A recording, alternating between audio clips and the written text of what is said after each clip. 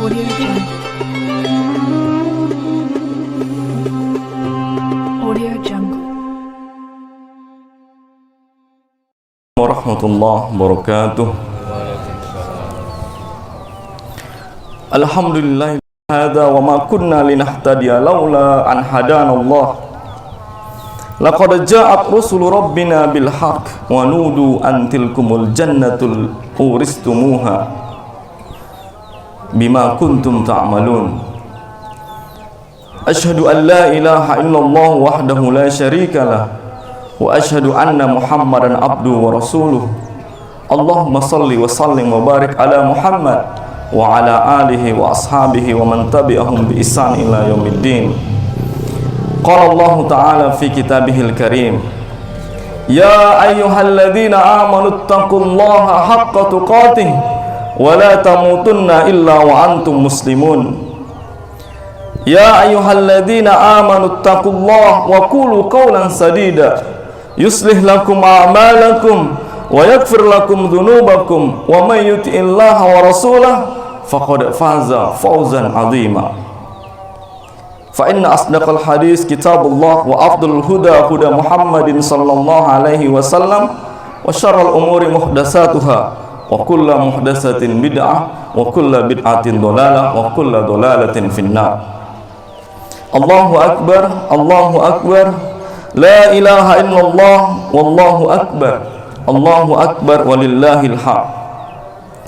Di tengah perilaku buruk yang dialami oleh saudara kita seiman yang ada di berbagai belahan dunia, yang terakhir kita saksikan di Palestina, di mana tentara Zionis Israel mengintimidasi umat Islam yang sedang sholat tarawih di Masjid Al-Aqsa, kiblat pertama umat Islam. Pada saat yang hampir bersamaan tentara Zionis tersebut menjatuhkan bom di wilayah Gaza yang menyebabkan beberapa orang mati syahid, termasuk anak-anak dan wanita.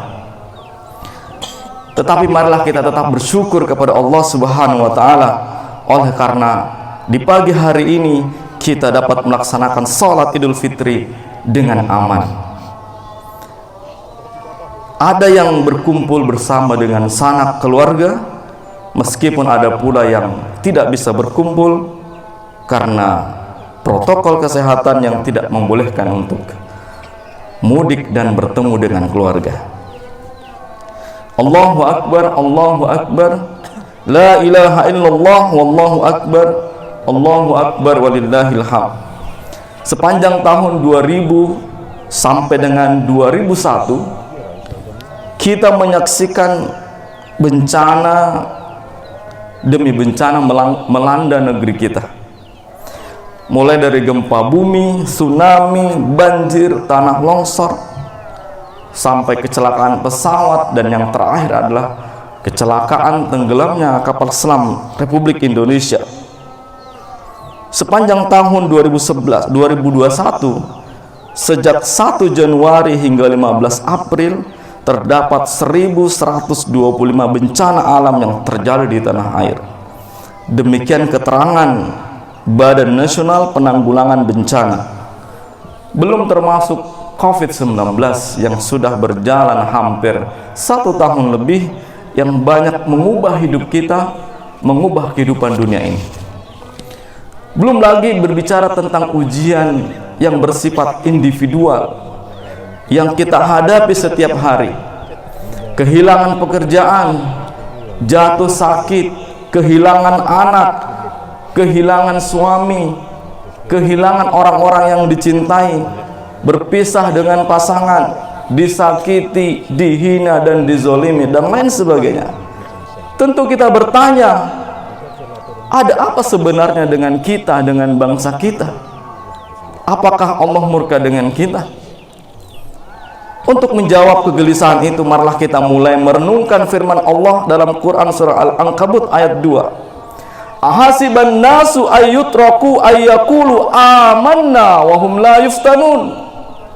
Apakah manusia mengira mereka dibiarkan saja mengucapkan kata-kata amanna billah, amanna, kami beriman, wahum la yuftanun, sedangkan mereka tidak akan diuji. Dalam ayat ini Allah menggunakan pertanyaan yang berbentuk istifham ingkari, yakni pertanyaan yang berisi penyangkalan, atau disebut juga pertanyaan retorik, yaitu pertanyaan yang tidak perlu dijawab karena jawaban tersimpan dalam pertanyaan itu sendiri. Dengan demikian, setiap orang yang mengaku beriman kepada Allah pasti diuji. Kita semua tentu mengaku beriman. Kita percaya kepada Allah, percaya kepada hari akhirat, percaya dengan kebenaran surga sebagai wujud balasan amal kebaikan, dan kita juga percaya dengan kehadiran neraka sebagai ganjaran atas segala dosa-dosa. Tentu konsekuensi dari kepercayaan ini kita akan mendatangkan ujian dari Allah Subhanahu wa taala. Antara orang yang beriman satu dengan yang lainnya akan mengalami cobaan yang berbeda, tergantung tinggi rendahnya keimanan seseorang. Sebagaimana ujian untuk mahasiswa tentu berbeda dengan ujian siswa itu sendiri. Sekarang pertanyaan kedua adalah, mengapa orang yang mengaku beriman harus diuji oleh Allah Subhanahu wa taala? Maka Allah menjawab di ayat yang ketiga, walaqad fatannal ladzina min qablihim falaya'lamannallahu alladzina shadaku walaya'lamannal kadzibin. Dan sesungguhnya kami telah menguji orang-orang sebelum mereka, maka sesungguhnya Allah mengetahui orang-orang yang benar dan sungguh-sungguh, dan mengetahui orang-orang yang dusta. Itulah alasan mengapa Allah menguji orang-orang yang mengaku beriman, supaya diketahui siapa yang benar-benar beriman, siapa yang hanya sekedar dusta dan pemanis bibir semata. Sebab keimanan itu adalah mutiara yang mahal harganya. Perbedaan manusia di hadapan Allah bukan karena harta, pangkat, jabatan maupun kecantikan fisik, tetapi diukur dari keimanannya kepada Allah Subhanahu wa taala. Di sini kemudian menyisakan sebuah pertanyaan yang mengganggu pikiran kita. Mengapa Allah masih menguji orang-orang yang beriman, padahal sudah benar keimanan mereka? Mereka sudah rajin ibadah, rajin sholat, rajin berzakat, bahkan berinfak, menjalankan ibadah puasa di bulan Ramadan. Keimanan mereka tidak hanya ucapan semata, namun meresap ke dalam jiwa.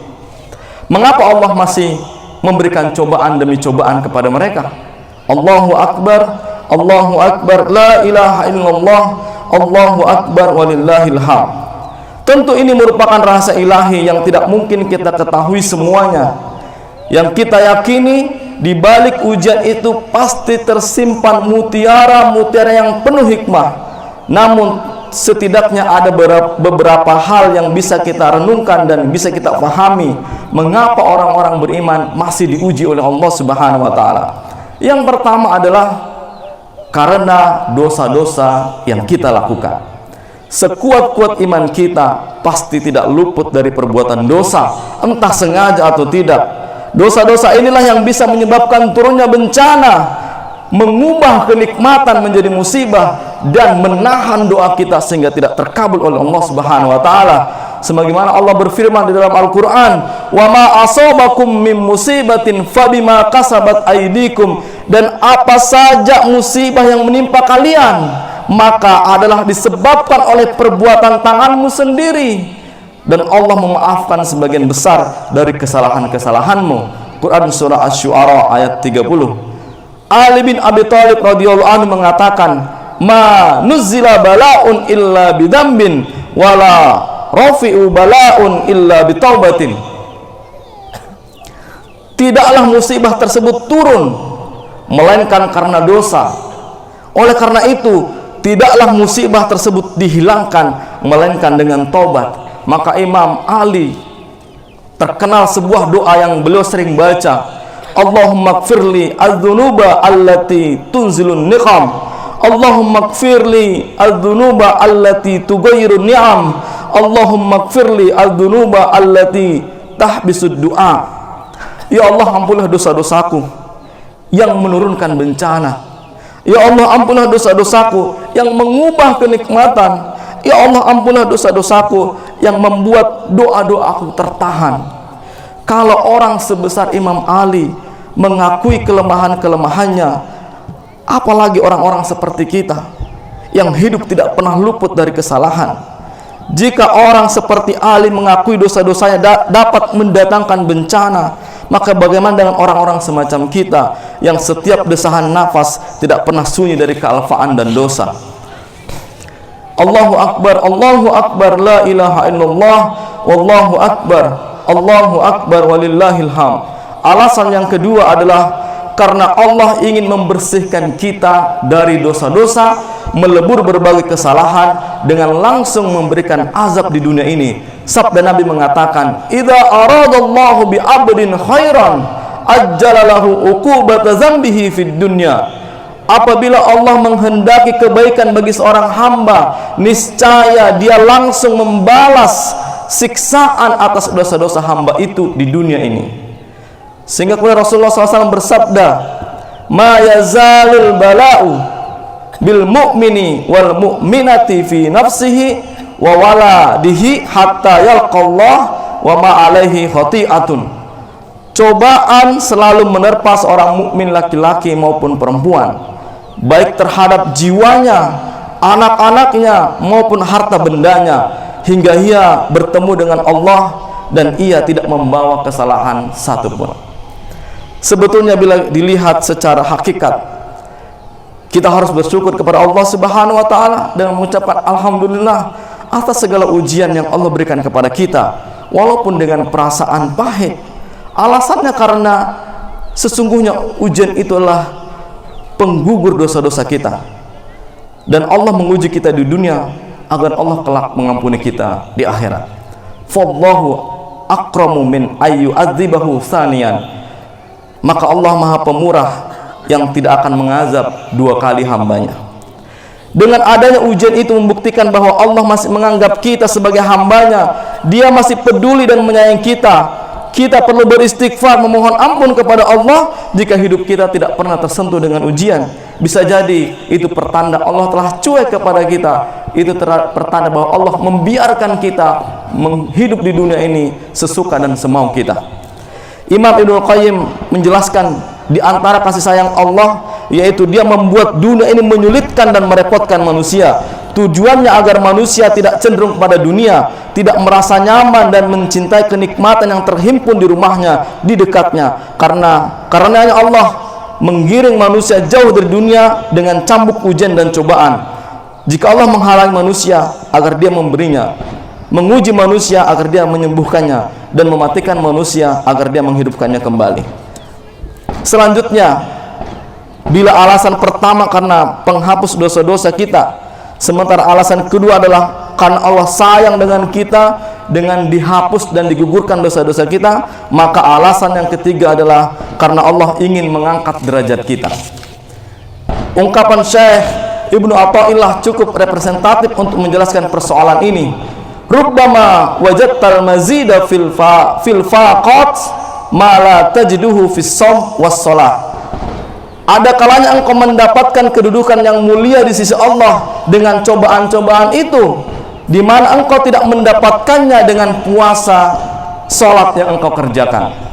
Kita sudah rajin menjalankan salat, kita senantiasa berpuasa, kita selalu membayar zakat, bahkan mungkin rajin bersedekah. Lalu Allah akan mengangkat derajat kita. Allah akan menjadikan kita sebagai hamba pilihannya. Tetapi setelah diperiksa, ternyata sholat kita, puasa kita, zakat atau sedekah kita, dan ibadah-ibadah yang lain belum memenuhi syarat untuk mengantarkan kita menjadi hambanya yang istimewa. Boleh jadi kita belum khusyuk, boleh jadi puasa kita belum totalitas, zakat dan sedekah belum ikhlas. Tanpa disadari ingin dipuji orang lain dalam beramal, ibadah kita keruh dengan ria, sehingga Allah menurunkan ujian-ujian ini agar kita bisa meraih kedudukan yang mulia di sisinya. Rasulullah bersabda, sesungguhnya seseorang mempunyai derajat di sisi Allah, namun ia tidak akan mencapainya dengan amalan, lalu Allah terus mengujinya dengan sesuatu yang dibebaninya sehingga ia mencapai derajat tersebut. Tentu kita tidak asing dengan kisah Nabi Ayub alaihissalam. Beliau adalah nabi yang paling dikenal sabar atas ujian yang berat. Sebelumnya beliau adalah saudagar yang kaya raya, diuji hingga menjadi orang yang sangat miskin. Anak-anaknya semua diwafatkan, bahkan badannya diuji dengan penyakit yang sangat menjijikkan, sampai-sampai Nabi Ayub diasingkan oleh masyarakat pada saat itu. Allah juga menceritakan kisah Nabi Yusuf alaihissalam. Masa kecilnya dibuang di sumur oleh saudara-saudaranya, kemudian dijual menjadi budak bertahun-tahun, kemudian difitnah dan masuk penjara. Begitu pula kisah para nabi dan rasul, semuanya tidak sepi dengan ujian, bahkan ujian mereka jauh di atas ujian kita semuanya. Allahu Akbar, Allahu Akbar, la ilaha illallah, wallahu akbar, Allahu Akbar, walillahil hamd. Bagaimana kita menghadapi ujian yang Allah berikan kepada kita? Bagaimana kita menghadapi, merespon ujian-ujian yang datang kepada kita? Maka tidak lain dan tidak bukan adalah Allah memerintahkan kita untuk bersabar dan berbaik sangka kepadanya. Innallaha idza ahabba abdan ibtalah fa in sabara ijtabahu fa in radiya istafahu. Sesungguhnya Allah apabila mencintai seorang hamba, niscaya dia akan mengujinya. Apabila hamba itu sabar, niscaya Allah akan memilih hamba itu. Dan jika hamba itu rela, ridho, ya Allah ridho dengan ujianmu, niscaya Allah akan mengistimewakan hamba tersebut. Rasulullah SAW bersabda, Innallaha azza wa jalla qala idza btuliya abdi bihabibatayhi fasabara awwatuhu minhumal al-jannah. Sesungguhnya Allah Subhanahu wa taala berfirman, ketika hambaku diuji dengan kedua matanya, dengan dibutakan matanya, lalu dia bersabar, maka Allah akan menggantikan keduanya dengan surga. Jika ujian itu datang menimpa kita, maka bersegeralah memperbanyak istighfar, minta ampun dengan tulus kepada Allah Subhanahu wa taala. Bisa jadi itu karena Allah ingin menggugurkan dan menghapus dosa-dosa kita. Lalu kita berbaik sangka bahwa sesungguhnya Allah tidak ada yang paling mencintai kita selain Allah Subhanahu wa taala. Dan tidak ada musibah yang diturunkan Allah semuanya karena kecintaannya kepada kita. Maka kita berbaik sangka kepada Allah. Ya Allah, ini ujianmu, sesungguhnya inilah bentuk cintamu kepada hambamu. Kemudian marilah kita bersabar, sebagaimana Nabi Ayub bersabar. Lalu Allah mengangkat derajat Nabi Ayub dengan mengembalikan semua harta-hartanya berlipat kali, dan kemudian mendatangkan kembali anak-anaknya dengan lebih banyak lagi, kemudian menyehatkan fisiknya lebih sehat lagi. Begitu pula dengan Nabi Yusuf alaihissalam, Allah angkat derajatnya menjadi penguasa di Mesir pada saat itu. Maka Ramadan yang tujuannya adalah untuk membentuk manusia-manusia bertakwa, semoga menjadi berkah bagi bangsa kita, sehingga kemudian Allah menurunkan rahmat dan keberkahannya di negeri kita dan di negeri-negeri kaum muslimin yang lainnya.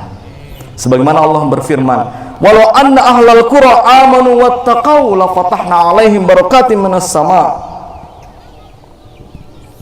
wal ard walakin kadzabu fa akhadnahum bima kanu yaksibun.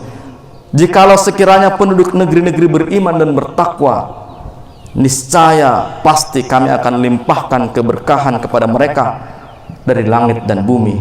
Tetapi mereka mendustakan ayat-ayat kami, maka kami siksa mereka disebabkan perbuatan mereka. Aqulu qouli hadza wastaghfirullah li wa lakum wa lisairil muslimina wal muslimat fastaghfiruhu innahu wal ghafurur rahim. Ahmadu rabbi wa ashkuruh wa asyhadu an la ilaha illallah wahdahu la syarikalah wa asyhadu anna Muhammadan abduhu wa rasuluh. Allahumma salli wa sallim wa barik ala Muhammad wa ala alihi wa ashabihi ajmain. Mari sejenak kita menundukkan hati kita, berdoa untuk negeri yang kita cintai, dan juga mendoakan saudara-saudara kita yang ada di belahan bumi, yang ada di Palestina, yang ada di tempat-tempat yang lain. Semoga Allah kemudian mengabulkan doa-doa kita dan mengangkat derajat kita menjadi orang-orang yang bertakwa. Allahumma ighfir lil muslimina wal muslimat wal mu'minina wal mu'minat al ahya'i minhum wal amwat. Allahumma ansur ikhwanana al muslimin al mujahidina fi Palestin. Allahumma a'izzal islam wal muslimin. Allahumma sabbit imanahum wa anzilis sakinata ala qulubihim wa wahhid sufufahum. Allahumma dammir al-yahuda wa Israel. Allahumma ahlikil kafara wal musyrikin. Allahumma ansur alal mujahidina a'da'ina wa a'da'id din wa syatti samlahu wa farriq jam'ahum. Allahumma alif baina qulubina wa aslih zata bainina wahdina subulas salam wa najjina minaz zulumati ilan nur wa jannibna al-fawahisha ma dhahara minha wa ma batan wa barik lana fi asma'ina wa absarina wa qulubina wa azwajina wa zurriyyatina wa tub alaina innaka antat tawwabur rahim waj'alna syakirina li ni'amik musnina biha alaik qabilina laha wa atimimha alaiha. Allahumma taqabbal a'malana fi Ramadan. Allahumma taqabbal a'malana fi Ramadan. Allahumma taqabbal a'malana fi Ramadan. Rabbana zalamna anfusana wa illam taghfir lana wa tarhamna lanakunanna minal khasirin.